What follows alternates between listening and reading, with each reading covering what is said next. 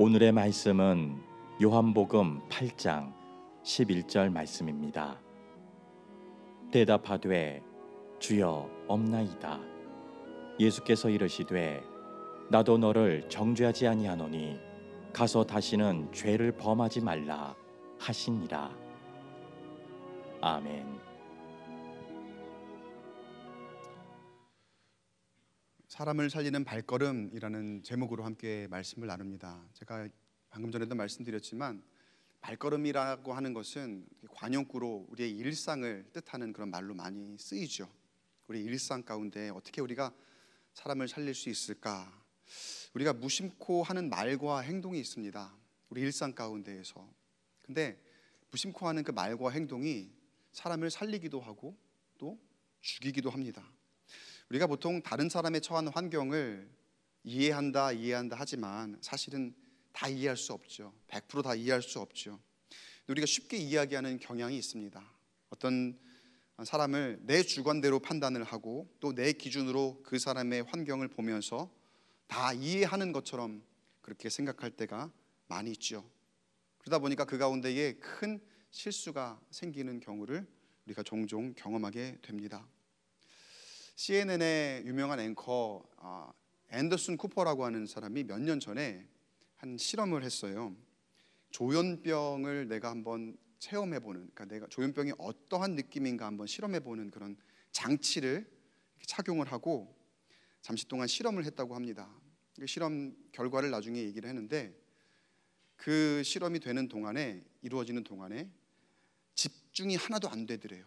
집중이 하나도 안 되고 무슨 일을 하든지 부정적인 말들이 다 나에게 막 들려오는 듯한 그러한 감정을 가지더라는 겁니다.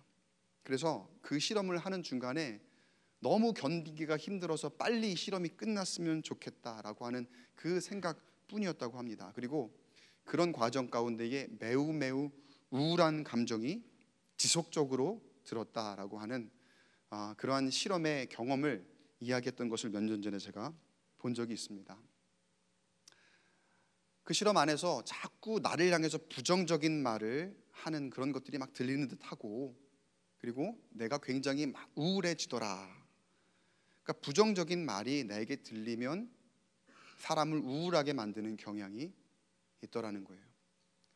이 시대를 가만 보면은 그 어느 때보다 그 우울감으로 살아가는 사람들이 많은 것 같아요. 그 부정적인 말이 어디서 오는 걸까요?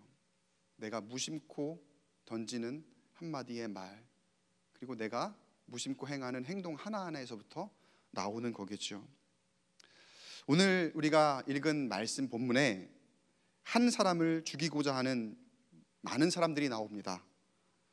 그런데 예수님께서는 오늘 말씀 가운데에서 그 한 사람을 살리시고 또 그뿐 아니라 거기 있는 모든 사람들을 살리십니다. 예수님께서 어떻게 하셨는지 그리고 또 그 의미는 무엇인지 우리가 함께 나눠보기를 원합니다. 오늘 말씀 배경은 음행 중에 잡혀온 한 여인으로부터 시작을 합니다. 어떤 한 여인이 음행을 하다가 사람들에게 잡힌 거예요. 그리고 예수님께 그 여인을 데리고 오는데 예수님께 데리고 와서 모세의 율법을 보면은 이렇게 음행 중 잡힌 여자를 돌로 쳐서 죽여야 된다고 명하고 있는데 예수님은 어떻게 하시겠습니까? 라고 질문을 하죠. 그때 예수님이 어떻게 하셨습니까? 처음에는 아무 대답도 없이 몸을 굽혀서 땅에다 무엇인가 쓰셨다.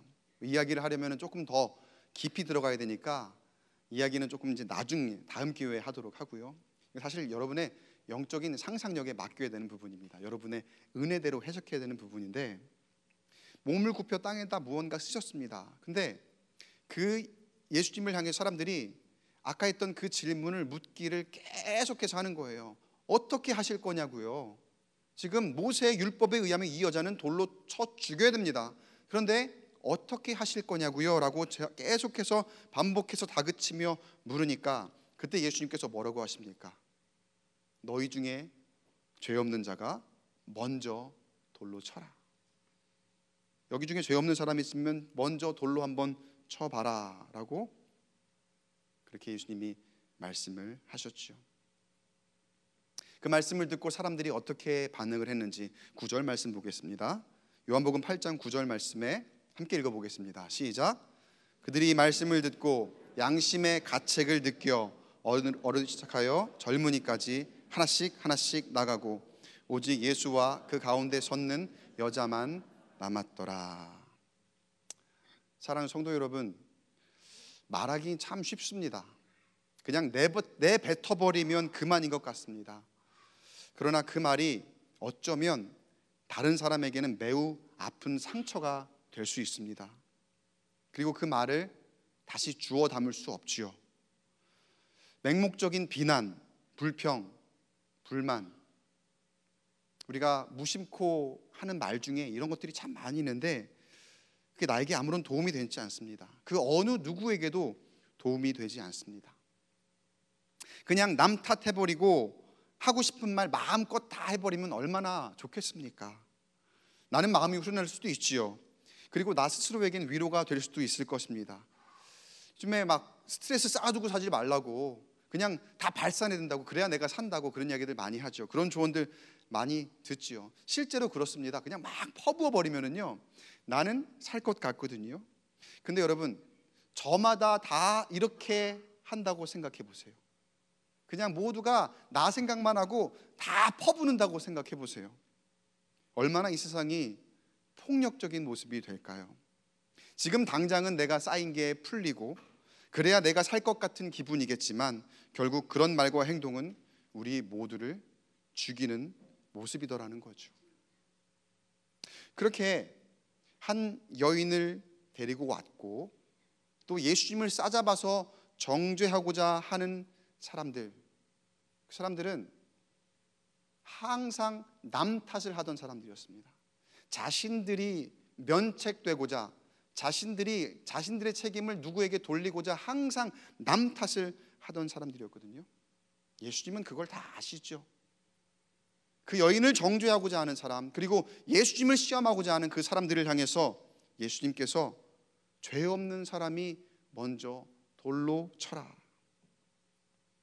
그렇게 말씀하실 때 아무도 돌을 던지지 못했습니다. 그 어느 누구도 먼저 나서서 선뜻 돌을 던질 수 있는 용기를 가진 사람이 아무도 없었습니다. 대신에 그들이 양심의 가책을 느끼고 모두 그 자리를 떠났다. 성경을 보니까 그렇게 되어 있지요. 근데 여러분, 이 양심의 가책도요, 사실은 아무나 느끼는 게 아닙니다. 양심의 가책이란 무엇입니까?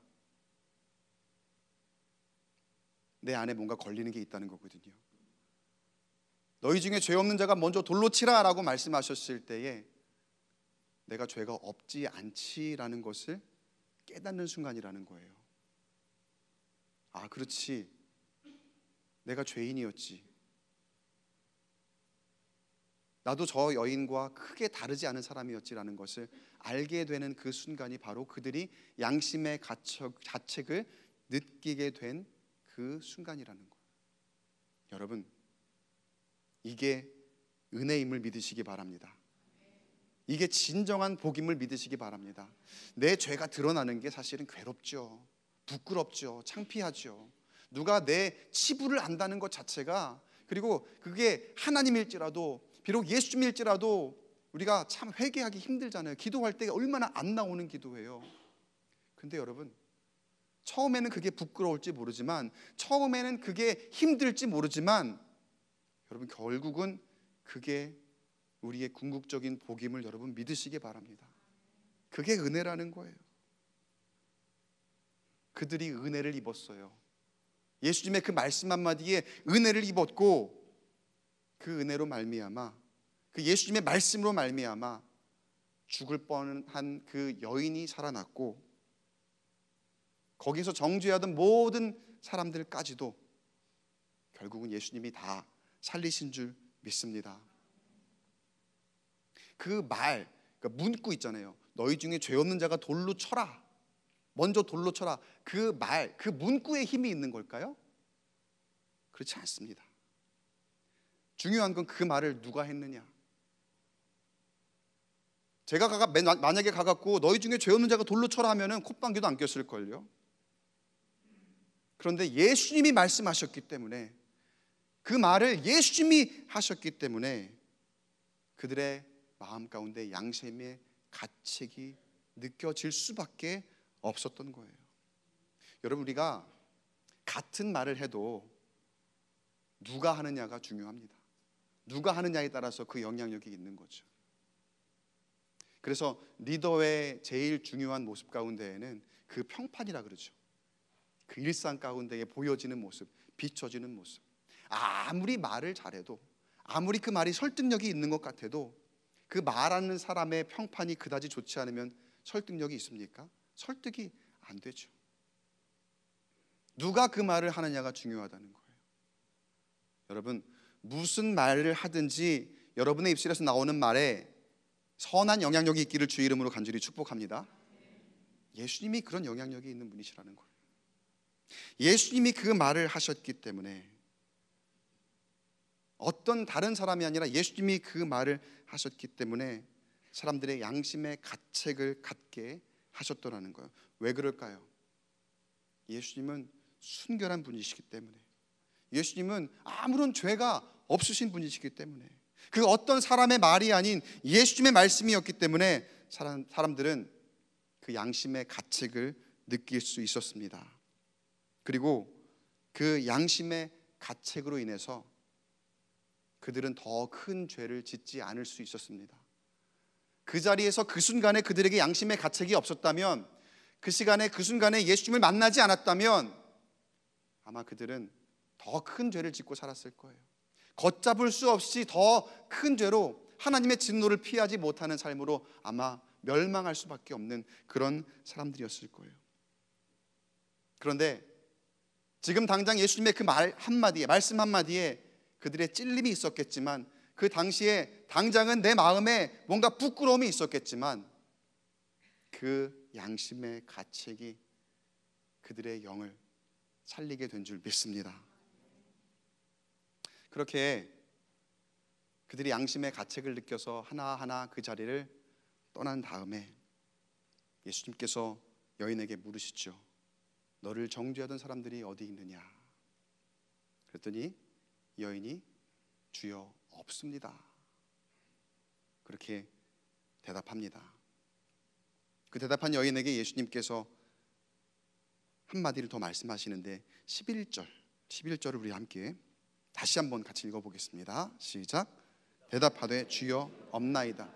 예수께서 이르시되 나도 너를 정죄하지 아니하노니 가서 다시는 죄를 범하지 말라 하시니라. 예수님께서 마지막으로 이 여인에게 남기신 이 한마디 뭐라고 하셨습니까? 다시는 죄를 범하지 말라. 여러분, 이거를 분명하게 우리가 알아야 돼요. 죄가 없다라고 하지 않으셨어요. 나도 너를 정죄하지 않는다, 그러니 넌 죄가 없다, 그게 아니에요. 나도 너를 정죄하지 않을 테니 다시는 가서 죄를 범하지 말아라. 예수님이 위로하시니까, 예수님이 우리를 만지실 때에 우리가 회개하니까 하나님 나에게 은혜를 주셨군요 라고 생각하며, 우리가 잘못 생각하는, 우리가 저지르는 실수 가운데 하나는 뭐냐면요, 마치 내가 이전에 있던 그 죄가 아무것도 아닌 것처럼, 예를 들어 내가 누구에게 상처를 줬어요, 내가 누구에게 폭력을 가했어요. 그러면 피해자가 있을 거 아니에요. 물론 거기까지 가진 않겠지만, 우리 광교 꿈매교 여러분들은 다 선한 분들이니까 그런 일은 없겠지만, 말로나 뭐든지 우리가 누구에게 피해를 입힐 수 있거든요. 근데 하나님 앞에 회개하며 우리가 정말 자주 저지르는 실수는, 그 피해자는 생각하지 않고 내 모든 죄는 하나님이 씻으셨어. 그래서 내 스스로 괜찮다라고 생각하는 거예요. 그리고 그 생각이 어디까지 거슬러 올라가느냐 하면, 애초에 나는 잘못한 것이 없는 거야. 하나님이 나를 용서하셨으니까 그 모든 죄는 다 씻어졌어. 그러니까 나는 괜찮아. 어떻게 생각하세요? 여러분, 예수님께서 이 여인에게 나도 너를 정죄하지 아니하노니 라고 말씀하실 때 절대 야 애초에 너는 잘못한 게 없어, 그러니까 걱정하지 마, 사람들이 나를 시험하려고 너를 괜히 애꿎은 사람 붙잡아 놓고 와서 죽이려고 한 거야, 그러니까 평안해, 그냥 가, 걱정하지 마라, 넌 잘못한 거 없어, 그렇게 하지 않으셨어요. 절대로 그런 뜻이 아니셨어요.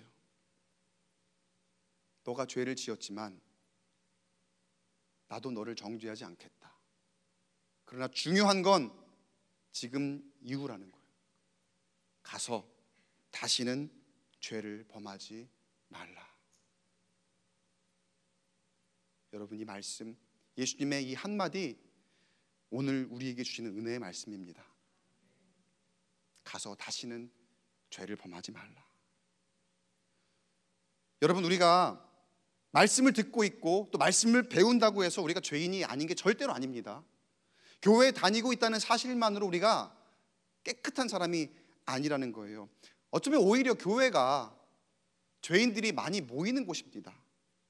세상에 완벽한 사람 없다지만 교회는 어쩌면 더 그럴지도 몰라요. 그런데 우리가 교회 안팎에서 오해하고 있는 게 뭐냐면요, 교회에 다닌다는 사실 자체만으로 우리는 굉장히 선한 것처럼 그렇게 착각할 때가 참 많이 있어요. 전도할 때 가끔 이런 얘기 듣죠. 아, 교회는 선한 사람들 다니는 데 아니에요. 나는 아직 준비가 안 됐어요. 조금 더 내가 준비를 한 다음에, 그리고 난 다음에 갈게요 라고 생각하며 교회를 너무 도덕적으로 높이 평가하는 분들이 있는가 하면은 교회를 비판하는 분들이 똑같은 논리를 쓰시죠. 교회를 다니는 사람이 교회는 선한 데 아니냐고, 근데 교회 다니는 사람이 그렇게 거짓말 해도 되냐고, 교회 다니는 사람이 그렇게 죄 짓고 그래도 되냐고, 그래서 나는 교회 못 믿는다, 교회 못 가겠다라고 하시는 그런 분들도 동일하게 있죠. 교회를 싸잡아 비난할 때도 있는 거예요. 근데 그런 말들이 사실은 교회를 향한 심각한 오해죠. 교회에 다니는 것만으로 이미 죄에서 완벽하게 해방되는 것이라고 교회 안에서나 밖에서나 아주 잘못 알고 있다는 거예요. 여러분, 이거 잘 배워야 됩니다. 잘못 배우면 그렇게 생각해요. 마치 우리가 교회 다니는 그 자체만으로 내가 죄인이 아닌 것처럼, 나는 괜찮은 것처럼, 구원의 방주, 구원의 열차를 이미 올라탔기 때문에 그 자체로 나는 이미 안전한 것처럼 그렇게 생각하는데, 여러분, 결코 그렇지 않습니다. 예수님 분명하게 우리에게 말씀하십니다. 너희 모두 다 죄인이다. 저를 포함해서 저와 여러분, 우리 모두 다 죄인이다. 근데 그 뒤에 이야기가 중요해요. 너희 다 모두 죄인이다. 그러나 나는 너를 정죄하지 않을 테니 지금의 죄의 모습에서 벗어나 다시는 죄를 범하지 말아라. 그 은혜로 살아감을 알고 감사하는 삶을 살아가는 저와 여러분 되시길 간절히 축복합니다. 사랑하는 성도 여러분, 오늘 말씀을 통해서 예수님께서 주신 말씀을 깊이 새기고 잘 간직하고 그 말씀이 나의 양심의 기준이 되기를 간절히 소망합니다. 언제든지 내가 그 말씀 들으면 양심의 가책을 느낄 수 있도록, 우리가 삶을 살아가면서 세상에 막 파묻혀 있으니까 크고 작은 죄를 짓거든요. 죄인들이에요, 우리가. 중요한 건 양심의 가책이라는 거예요. 근데 말씀이 들리지 않으면 그 양심의 가책도 있을 수가 없습니다. 우리의 삶의 기준이 이 말씀이 돼야 됩니다. 그리고 그 양심으로 사는 나의 말이, 나를 이미 살린 그 하나님의 말씀을 통해서 양심으로 살아가는 내 말 한마디가 사람을 살리는 말이 될 줄 믿습니다. 그 양심으로 사는 나의 행동 하나하나가 사람을 살리는 행동이 될 줄 믿습니다. 그 인생의 발걸음 하나하나가, 우리 일상을 얘기하는 거죠, 사람을 살리는 발걸음이 될 줄 믿습니다. 오늘 오후에 우리가 걷기 축제 함께 할 텐데 그냥 하는 게 아닙니다. 그 안에 사람을 살리는 의미가 담겨 있는 거예요. 결단하는 거예요. 다시 한번 다짐하는 거예요. 여러분의 발걸음 하나하나, 그리고 여의치 않아서 오늘 그 현장에 가서 참여하지 못한다 하더라도 여러분이 지금 사 입은 그 티셔츠 그리고 후원한 손길 그 하나하나 그 모든 것에 사람을 살리는 의미가 담겨 있어요. 여러분 그 의미를 잘 생각하시길 바라요. 아, 이게 내 하나의 발걸음이구나. 아, 은혜 입은 사람으로서 내가 할 일이 어떤 것인가. 아, 사람을 살리는 일이어야겠구나. 예수님께서 저와 여러분을 살리셨습니다. 믿으십니까? 주님의 은혜입니다. 믿으십니까? 우리가 그 은혜를 힘입어 살아갑니다. 오늘 찬양 너무나 아름답게 해주셨는데 주의 은혜로 우리가 살아감을 다시 한번 고백합니다. 이제 주님께서 우리에게 말씀하십니다. 오늘의 발걸음뿐만 아니라 매일의 발걸음으로 사람을 살리라고 우리에게 말씀하고 명하고 계십니다. 어떻게 해야 될까요? 은혜 받은 그리스도인답게 선한 능력으로 담대하게 사람을 위로하고 또 사람에게 복음을 전하고 그렇게 영적으로나 또 우리의 질적으로나 양적으로나 모두 함께 부흥해 나아가는 우리 교회 그리고 우리 모두의 심령과 여러분의 가정 되시기를 주님의 이름으로 간절히 축원합니다.